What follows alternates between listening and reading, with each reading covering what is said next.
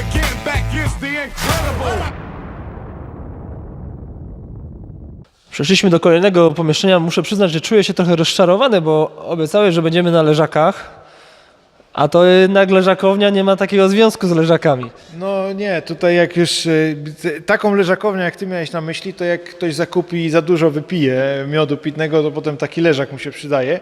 Natomiast tutaj leżakownia, czyli miejsce, gdzie leżakują miody pitne, czyli dojrzewają miody pitne. No, proces ważny, bo tak naprawdę w procesie fermentacji uzyskujemy alkohol. Natomiast wszystkie smaki, niuanse, taką dojrzałość miodu, pełnię, to ciało miodu, które jest takie pełne, właśnie tutaj uzyskujemy, czyli w procesie leżakowania, dojrzewania. Tak jak mówią Amerykanie, czy w ogóle Anglosasi, aging, czyli starzenie. Tak, i to właśnie tutaj się odbywa. Wszystkie wasze tanki są metalowe, tak? Aging często się kojarzy barrel aging. Co sądzisz w ogóle o leżakowaniu w dębie? Czy tak nie powinien leżakować taki prawdziwy, tradycyjny miód pitny? W ogóle pierwsza fermentacja, którą zrobił mój ojciec i pierwsze leżakowanie były w beczkach dębowych.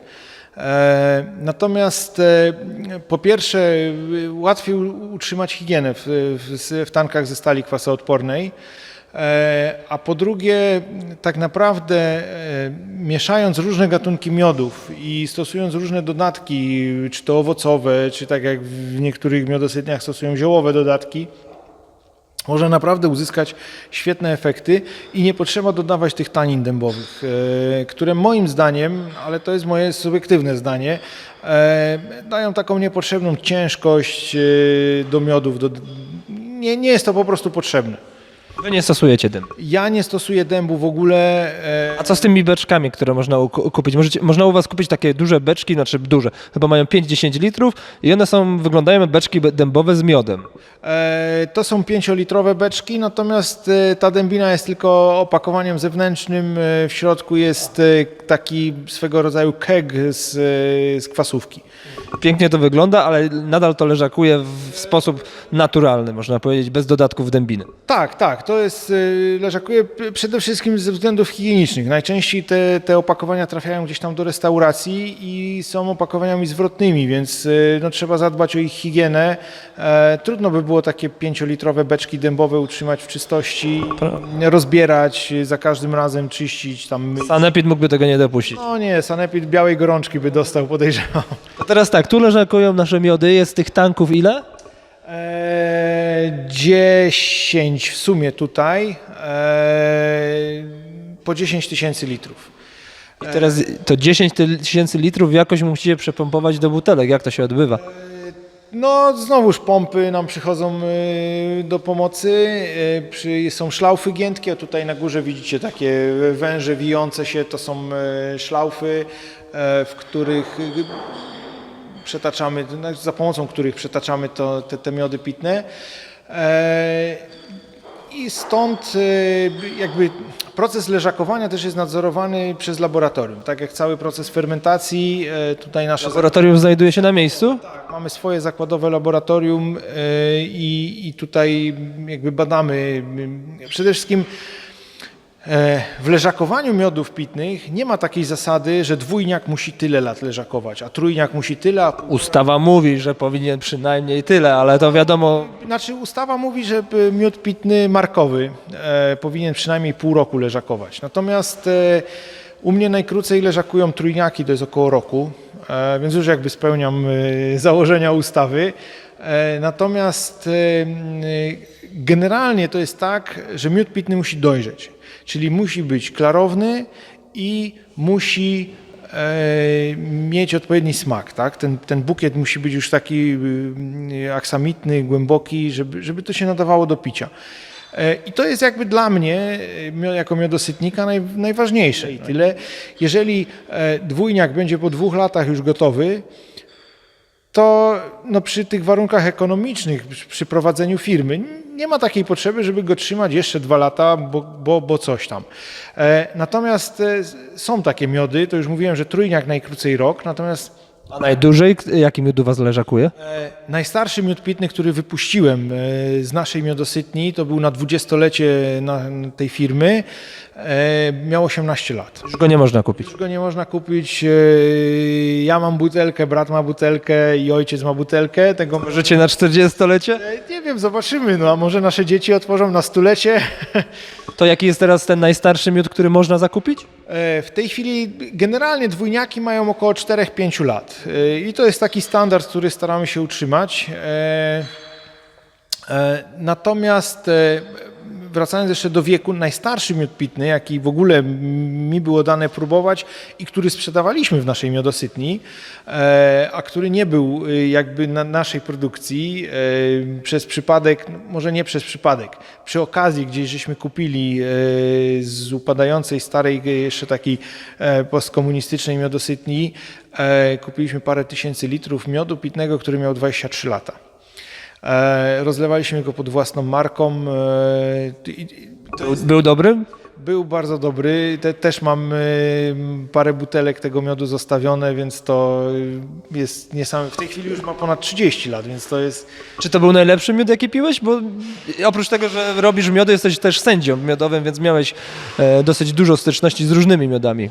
Znaczy powiem tak, generalnie te miody, nie wiem jak te miody lekkie, takie, które mają tam rzeczywiście około 9% alkoholu i niską zawartość tego miodu, jak one z leżakowaniem. Natomiast miody ciężkie typu dwójniak, półtorak, rzeczywiście to leżakowanie dodaje takich wartości, że naprawdę się robią niesamowite.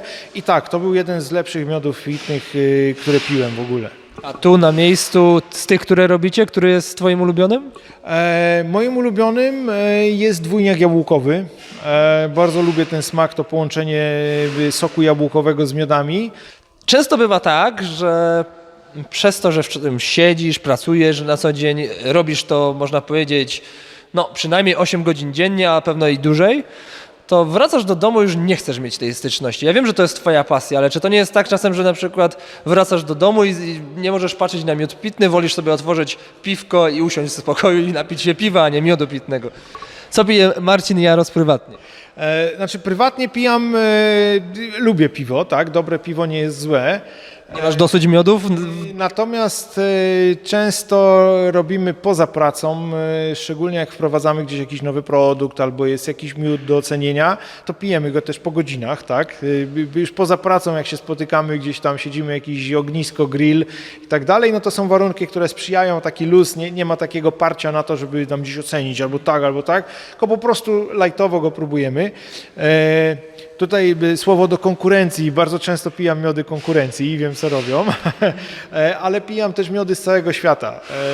To jest taka ciekawość zawodowa i gdzie jestem, staram się kupić miód pitny zawsze, tak jak w tym roku z Mazer Cup przywiozłem sobie kilka miodów do popróbowania, takich ciekawych. No jest to pasja, która gdzieś tam cały... Praca i pasja, naprawdę jesteś szczęściarzy. Dokładnie, także to całe życie tak wypełnia. Natomiast są dni, że rzeczywiście jestem zmęczony miodem i wtedy z przyjemnością jakieś tam piwo dobre sobie otworzę.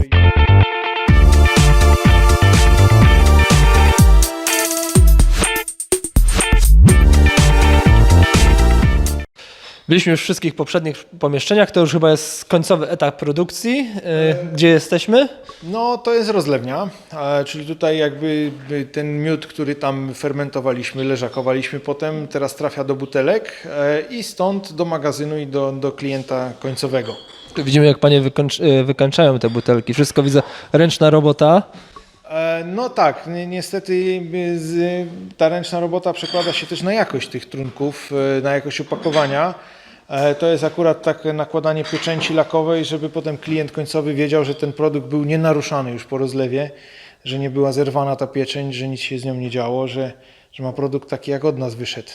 I wszystko, do butelek jeszcze wrócimy, ale wszystko jest w butelkach, rozlewnia jest taka sama, jeżeli chodzi o butelki ceramiczne i szklane, czy macie do tego jakby osobne, musicie mieć pomieszczenia, czy nawet maszyny? No pomieszczenia nie, pomieszczenie jest jedno, natomiast maszyny są trochę inne.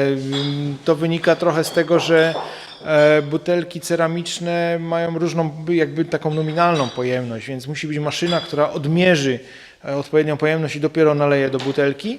Natomiast butelka szklana to jest butelka, która ma taką samą pojemność i tutaj nalejemy już takim automatem na poziom, czyli w każdej butelce jest tyle samo. Rozumiem, każda butelka ceramiczna jest tak naprawdę inna. Nie ma jednej takiej samej butelki. No nie, wszystko jest tutaj u nas robione ręcznie, tak jak to lakowanie tutaj, tak wcześniej produkcja tych butelek jest ręcznie. Każda jest ileś razy przez ręce musi przejść, żeby być produktem finalnym, gotowym tutaj do przyjęcia miodu pitnego. Dodam, że butelki robicie również same i robi to twój brat, tak? Wszystko jest w rodzinie. No tak, tutaj akurat tak się podzieliliśmy, że brat zajął się produkcją, jakby nadzorem nad ceramiką, z tego względu, że jest włókiennikiem z wykształcenia, to tak Najbliżej mu było, bliżej niż tobie. bliżej niż mi, ja jestem tutaj spożywcą, miodosytnikiem, ale generalnie tak, to wszystko tutaj jest, trochę się podzieliliśmy w firmie i każdy czym innym się zajmuje. Tak jeszcze zmieniając temat, bo wspomnieliśmy już trochę o tych nagrodach, że to wyróżnienie w Turynie. Jakie jeszcze nagrody zdobywaliście jako Pasieka Jaros i wasze miody pitne? Jako Pasieka Jaros staramy się wystawiać na różnych wystawach, na różnych konkursach. Jest to oprócz uznania klientów, które jest dla nas jednym z najważniejszych w ogóle rzeczy, że klienci chcą kupować i chcą pić nasze miody. Taka ocena profesjonalnych sędziów, profesjonalnych jurorów jest też ważna, bo oni zwracają uwagę na pewne niuanse, Detale jakieś. tak, które możemy gdzieś tam w procesie produkcji poprawić, które możemy zmienić, możemy skorygować w jakiś sposób. Także no, przede wszystkim, no, tak jak wspomniałeś już, Turyn. Bardzo ważnym jest dla nas ten festiwal w Stanach Zjednoczonych, Mazer Cup. Największy na świecie, jeżeli chodzi o miody pitne. Tak, największy na świecie. W tym roku 1100, tam chyba 80 miodów pitnych. Miałeś przyjemność być sędzią. Miałem być przyjemność sędzią, 100 sędziów, kilkanaście zespołów degustacyjnych, kilka sal, także no, robi to wrażenie. Ale też na przykład Lipiec, oprócz tego, że w tym roku zdobył ten srebrny medal, 2 lata temu na Apimondi zdobył medal. Pimondi? Co to jest za... Apimondia to jest międzynarodowe spotkanie pszczelarzy. Jest taka organizacja, która zrzesza pszczelarzy z całego świata. Też dosyć duże wyróżnienie. Tak, dosyć duże wyróżnienie. Swego czasu odbywały się w Polsce konkursy miodów pitnych, organizowała to Krajowa Rada Winiarstwa. Tam też żeśmy zdobywali medale, różnego rodzaju nagrody. No i generalnie tam gdzieś staramy się bywać w świecie, pokazywać, podglądać trochę innych, bo człowiek się całe życie uczy. Takie konkursy zawsze są jakąś formą też nauki i wymiany doświadczeń. Dokładnie. Tutaj na przykład często mnie jako zawodowego miodosytnika zapraszają mnie jako jurora na konkursy takie regionalne tutaj, czy tam jeżdżę tu w Kieleckie na domowe miody pitne. Przyjemne z pożytecznym, tak? Przyjemne z pożytecznym. Czasem człowiek coś podpatrzy ciekawego, czy porozmawia, czy nowy materiał jakby do tego, żeby zrobić nowy miód pitny, jakieś inspiracje. A ty robisz jakoś tak dla siebie takie miody, które w ogóle nie trafiają do produkcji? Bo wtedy można troszkę bardziej, można powiedzieć, pokombinować, tak? Bo eksperymentować. Masz taką zajawkę do tego? Znaczy robię. Czasami mi się zdarza robić, natomiast są to pomiędzy czwórniakiem a pięciorakiem. Takie rzeczy, które można gdzieś tam lajtowo zamiast tego piwa sobie wypić, nie? Myślę, że tu o miodach powiedzieliśmy już wiele, ale chciałbym, żebyś nam pokazał to pomieszczenie, w którym robicie tą waszą ceramikę, bo to jest też bardzo ciekawe. Możemy tam przejść? Możemy, zapraszam serdecznie.